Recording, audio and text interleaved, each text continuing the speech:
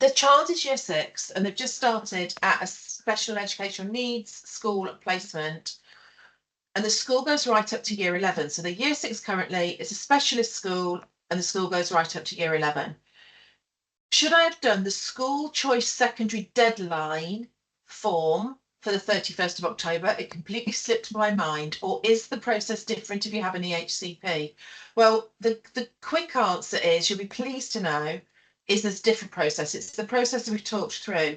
The process for the 31st of October is for all year 6 children, for their parents to name their school. And often it's a different system. It's a local authority internal system, and it's slightly different across all local authorities, but often it's an online form, and often you can't select special or specialist schools in there, especially not independent specialists. They're not on the drop down list. It's mainstreams only. If you have an EHCP, you do not need to use that process. You use the transition review process to name your school.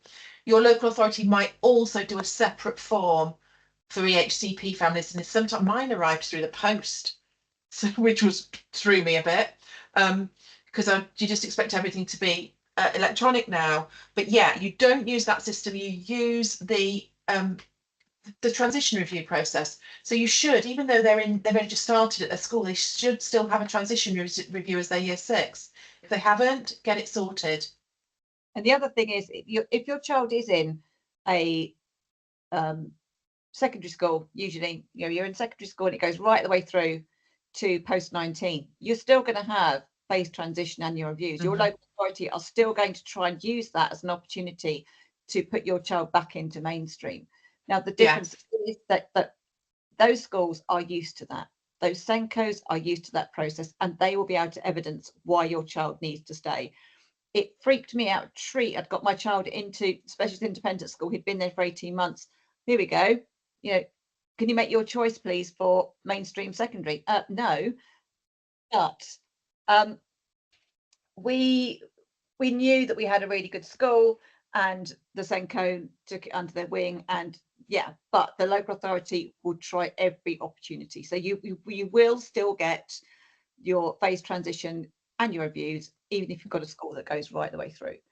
So but it does get a bit easier, because once you've been through a phase transition, whether that's at nursery into reception or year 6 to year 7, whenever that first phase transition happens for you, then you're into that cycle, aren't you, where the annual reviews happen in the autumn term from that point onwards.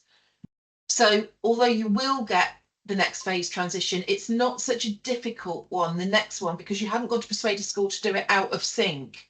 It will happen in the natural time scale.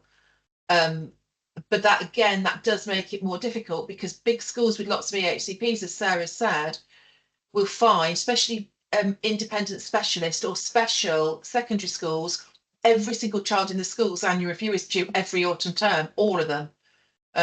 So just, even if you have got a school that understands the process, just keep your eye on them.